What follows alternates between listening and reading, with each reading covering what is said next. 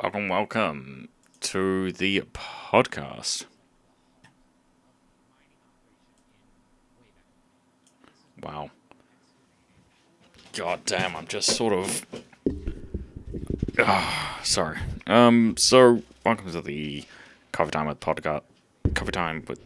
Okay, words, how do they work? Welcome to Coffee Time with Pop Tart, where we talk about all things relating to Baldur's Gate 3 and just how much of a game that was. I mean, Jesus Christ. So, for those who don't know, people probably haven't heard me. My name is Pop Tart. I'm a VTuber from New Zealand, of all places. Can you believe it? I play the video games and very occasionally make other content. For those who don't know what this video playing in the background is, this is a fan animation of the Adventure Zone, which is made by the McElroy brothers, and their dad actually joined in on this, which I think is cool. Really, honestly, this is a really good example of how classic D&D is played. I have such fun memories of listening to this. I actually found out about the show from a dungeon master who I used to play with. Yeah, so story behind me finding this is I wanted to try my hand at DMing, and my dungeon master knew about it, so he said, hey, there's this event running up in Auckland, which is the capital of New Zealand, which is where I live. Just, they're looking for dungeon masters. You're probably a little inexperienced, but may as well have a go. It'll be a good learning experience for you. So I did, and I bombed it a little bit, but on the way back, the guy who was giving us the lift, who was one of my dungeon masters, said, hey, here's the show. I think it's pretty cool. A lot better than Critical Role, which is what I was into at the time. And this I loved. I love this because see, Critical Role, it's people don't often talk about it, but there are parts of it that are quite clearly scripted for the sake of content. And originally, I was kind of against that because I was like, oh, it's supposed to be real stuff. That you can't script it and call it D&D. But I've matured at this point, and I sort of understand content is its own thing, and sometimes you have to do things in a certain way. And yeah, so I sort of knew it at the time, but I was kind of, it's so cool, Jester, But yeah, I don't know. I was just looking for something more, and this sort of fit that bill. I love the Adventure Zone. The Adventure Zone is great because it's made for the sake of content, but there is little, if not no, scripting taking in place at all. It is as raw an experience in a podcast that you can get. Anyway, that's just for background noise. Sorry, what was I talking about? Oh yeah, Baldur's Gate 3. So,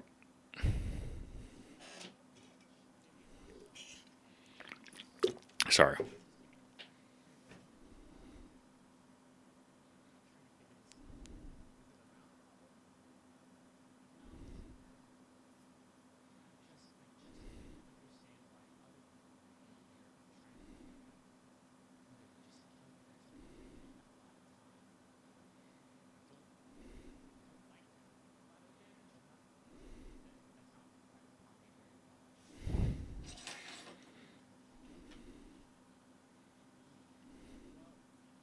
Anyway, so I just got through with Baldur's Gate 3.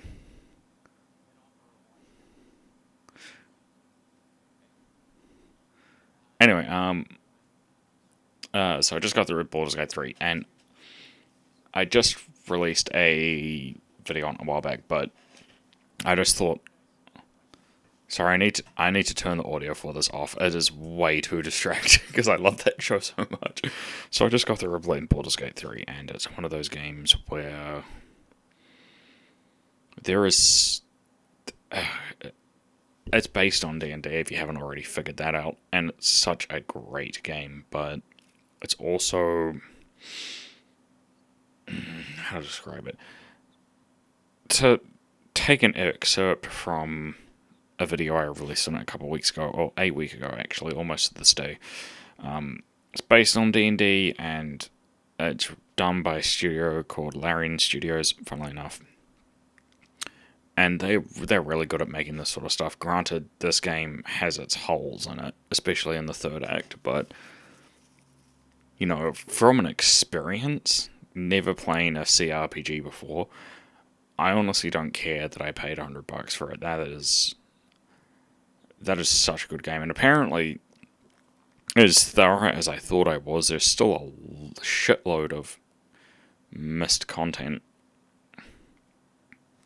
So yeah, I'm definitely going to be doing another playthrough when I can get the folders working, because I tried to mod it and then the mod failed, and yeah, so I'm definitely going to be playing through all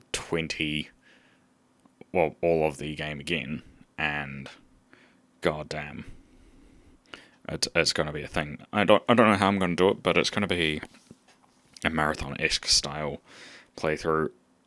I'm just wondering if I'm going to leave it for Christmas when I have a lot of time off, or whether I'm just going to take a week off and then play through it again. I don't know. We'll see. Anyway, because I am about due to take time off, I'm just wondering, how do I phrase that coming into a project that we're working on? Because we're just done a new project at work, and I really do want to do a marathon of this and try to come across all the missed content and stuff like that, because it's just such... I mean, I don't have a basis for CRPGs, but it is just such a, how to describe it? It was an experience and a half. Like, do I want to give a shit about spoilers? No, it's been out for long enough. So, God, what am I wanting to say? I came into this game, obviously, because of the romance mechanic. I mean, let's be honest. I did. You did. Most people did. We saw Red Waifu and we were like, yup, let's investigate. Or maybe you didn't, but that was my motivation going into it. And then there was this whole other part of it. Like, yeah, that part wasn't in there, and I kind of messed it up, but I don't know. It's just, once I got past that, the story, the gameplay mechanics, having to worry about inventory, spell management, learning how to cheese the environment to your advantage, and on and on and on. And I always felt like there was something new to discover about the game that would just entice me in to bring me back for more. Like, if you guys don't know, I had a very sort of semi-strict schedule where I play a game, where I play Monday, Wednesday, Friday, Saturday, and Sunday. But this took my entire schedule for the past several weeks just to play through it. Like I had other games I could have put on the roster, but this one, it was so good. It just kept me coming back for more. And no other game has done that. Like, I think the only game that maybe came close, and that's because there was just so much to go into it, was Fallout 4, but I did a playthrough of that a while back, and yeah, the only reason it took me in is because Fallout is one of those games where it has a different way of compelling you to go through all of the games, because like they're all of the content in the game. Whereas with Baldur's Gate 3, it's definitely more of a narrative focus, and it has like its own way of tying you into shit. It's great. And if you've never played D&D before and you don't know much about it, you don't really have to. It is really, really good at teaching people how to play D&D if you've never played it before. And most of it's through trial and error, but, again, it's just such a user-friendly experience, and I love it so much. God damn. I can't wait for my second playthrough. I'm gonna do it. I think I might still go down the Bard route, but I think just for memes, I'm going to do a playthrough of as Trogdor the Burninator, because I think my first playthrough, when it gave me the option to name my character, I was like, huh, I wonder if this thing has a content filter for names. It turns out it doesn't. It really does not. You can quite literally call your character whatever you please, and the game will not stop you. Because this game, it doesn't hold your fucking hand. At all.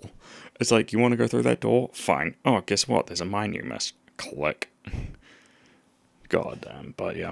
Now that I know where most of everything is in the game, I am definitely...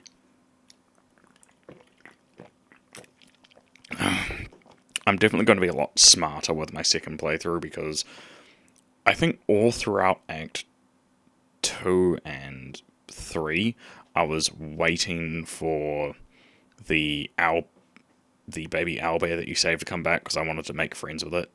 But, you know, again, I really screwed that up. And it was such bullshit, right? Because I think the second time I interacted with it, I managed to successfully charm it, and then Shadowheart came out of nowhere and spooked it, and then it ran off and never came back, which is why I have this, like, slight hatred for Shadowheart at the moment, because it's like, fucking... I think Shadowheart is really, really... Like, I think the final party build was myself, the Bard, Gale, just for spellcasting purposes. I had Karlak for muscle, also because Red Waifu and all of that stuff. And then I had Gale... No, wait, shit, there's only one Gale. And then I had... let's see... And then I had Shadowheart just for healing and doing buffs and stuff like that, and all the rest of it. But I was trying so hard to find a way to just get her out of the party.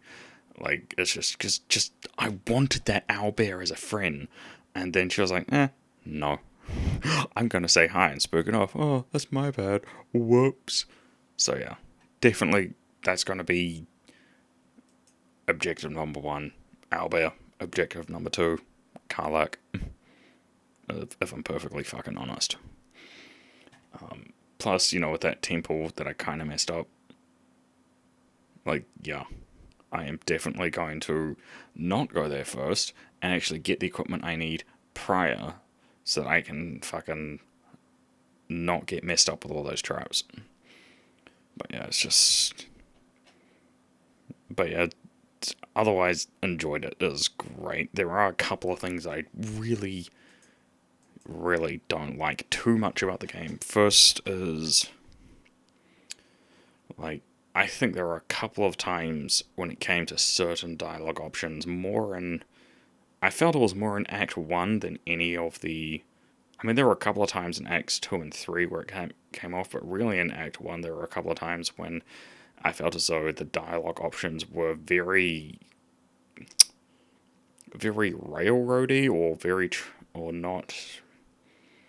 There weren't enough options given what I really wanted to say, is what I'm trying to get at, and I would have liked more, especially since I'm a bard. There were a couple of times when I would have liked to have, like, you know, a specific option for a bard to say with certain people in certain places at certain times, to either say things in a certain way or sort of gear the conversation in a different direction. But, you know, in saying that, I feel as though if I were given that option, it might have broken the game a little bit, which is another reason why they probably capped it at level 12. Because if you've ever played through the game before,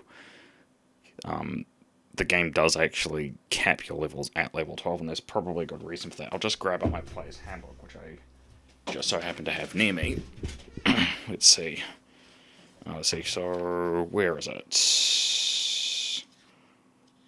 Opening up to, let's see, fighter. Like, especially with the bard, which is my favorite class, because you can pretty much dialogue tree your way through encounters. Here we are. So bard. Let's see.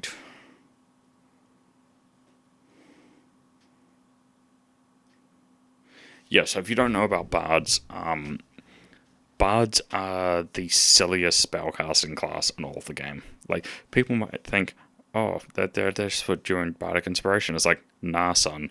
If you go down the College of Law route, you can do that, but I only ever used it for fucking just the dialogue tree options, if I'm perfectly honest. The real reason I went down bard is because with College of Law, you can learn spells from other classes and then just use them with fuck all restrictions. The trade-off with that, though, is unlike Wizard, you're capped at how many spells.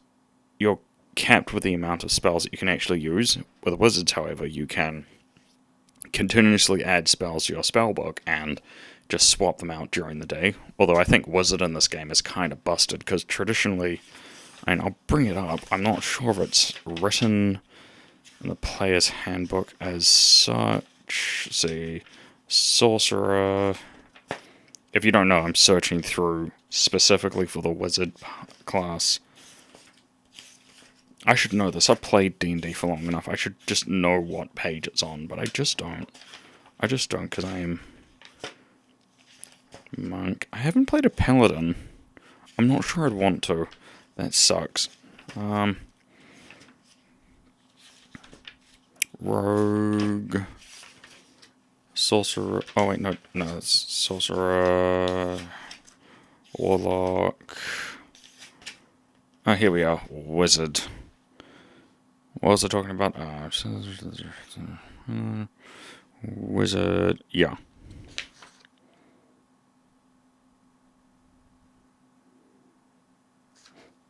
Okay. Oh, yeah, here we are.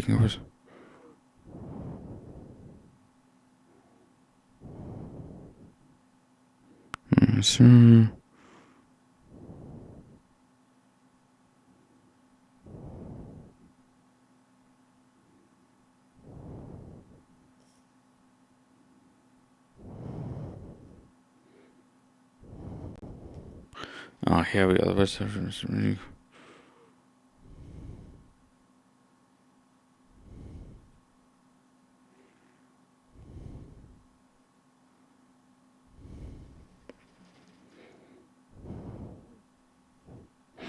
Yeah, here we are.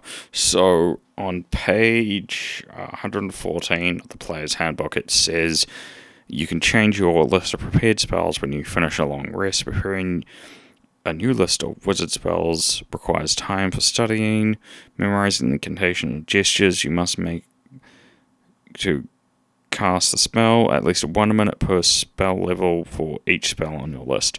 So generally the interpretation of what's on page 114 of the player's handbook for wizards is, unless you prepare it at the start of the day, that spell is not prepared, and then it's just assumed that what you had prepared the previous day is, and this is in game by the way, what you'd prepared the previous day in game is what you prepared that morning, and you can't throughout the rest of the day just swap spells in and out.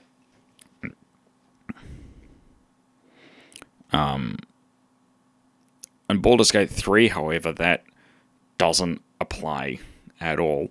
Like, I kind of thought you had to do it at camp, but then I found, I think on Act 3 when I was just fucking around with in-game mechanics, because I just figured out how busted the game was, you can literally just be walking through town, you can be doing random shit, and then you could be like, I want to swap this spell out for another spell, and provided that you learnt it and it's in your spell book, the game will be like, okay, that's fine, and then just let you do it. And that completely breaks the wizard cast, just a little bit. Because it's like, it used to be wizards were this tedious thing where you had to wait an entire day to swap spells out, and now it's like, nah son, you can swap spells out on the fly, it's fine. I mean, I think they did the cost per learning spells thing definitely, I think they did that well, but yeah. Another thing that I find quite weird is that there's no physical spellbook. So when you're playing traditional D&D, wizards will always carry a book with them with all their spells written in it. But nah, that's not what they did for this game. It's just sort of in your inventory somewhere, but it doesn't show you the physical book. Yeah. And then there's inventory management. So especially in the last boss, what I found is that there are certain attacks that the Nether Brain doesn't respond to. So it doesn't respond to Cloud of Daggers. It doesn't respond to Smoke Bomb arrows, at least initially. And provided that you have them in provided you have that and some scrolls of Ray of Destruction on hand, you can cheese that boss really, really easily. It took me a couple of tries to figure it out, but eventually I got there. The thing about inventory management, though, is that that's depending on how you swap items around players in combat, that is considered to either be a bonus action or an action in itself. But I've had it where I've had people, quite literally in other dimensions, swap items between each other without spells, without action spent. It's just like a free action that they do. And again, incredibly busted. Like, that is, granted, that saved my ass on multiple occasions, but it is still incredibly busted and makes the end boss way easier than it really should have been if it were to be, like, a live action playthrough at a table. And even with the numerous bugs in the game, such as walls disappearing, such as terrain just not loading in, such as there was this one time, I think it was, you have to go after the Temple of Baal, and all the rest of that. Side note, when I was exploring the Underdark, I may or may not have gone through the trial early and completed it, and missed a door into the Temple of Baal, just because I wasn't looking hard enough. Whoops. But yeah, there is a time when you're defeating Orin's granddad, and once you defeat him and go off to the cells, I picked up a key and tried to open a door with it, and then failed. Successfully picked, and then failed because the game didn't register that I had the key. Went to pick a door, successfully picked it, and then the game crashed because it couldn't reason with itself that I both had the key for the door but still had to pick it to open the door. Kind of busted. Anyway. Where's I going with this? In spite of all of that, and many bugs, including the one that Matt Mercer found, where he just stacked a bunch of crates on top of each other and used arrows of teleportation, which, again, incredibly busted game mechanic. It is still an endearing game. It's going to be a mouthful to replay it again. I'm not going to be long, but I honestly can't wait. And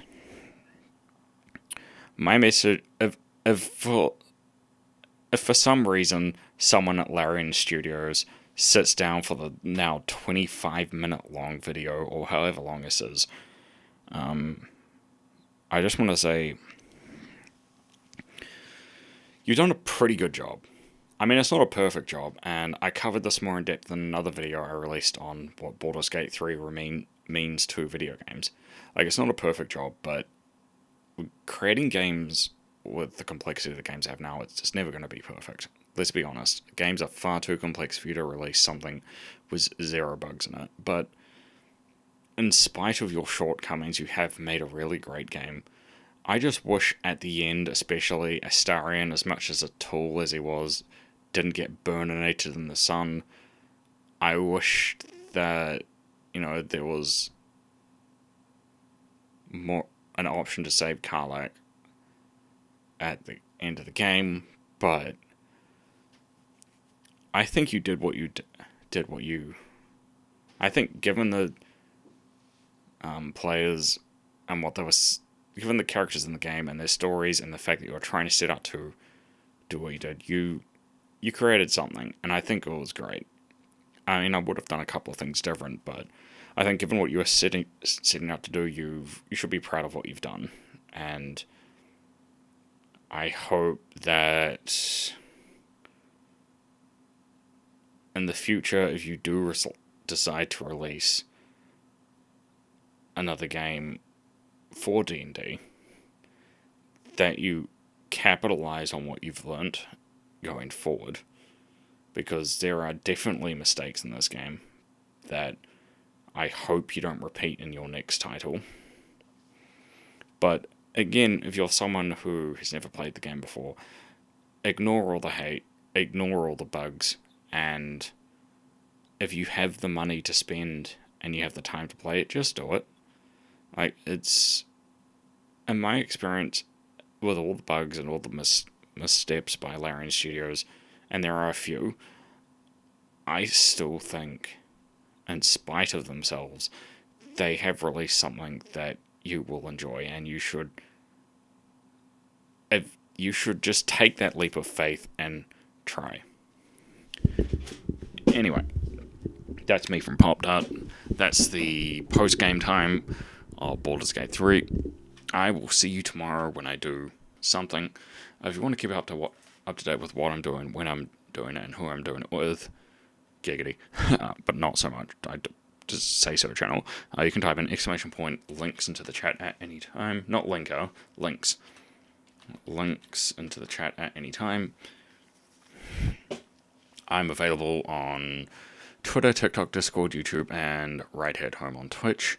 And if you feel like being especially sassy, message Larian Studios and ask why they haven't included bagpipes. It is in there. I have checked the Player's Handbook, and it is something that bards can have. And I'm a little bit disappointed that it's not there. But, thank you guys for joining in.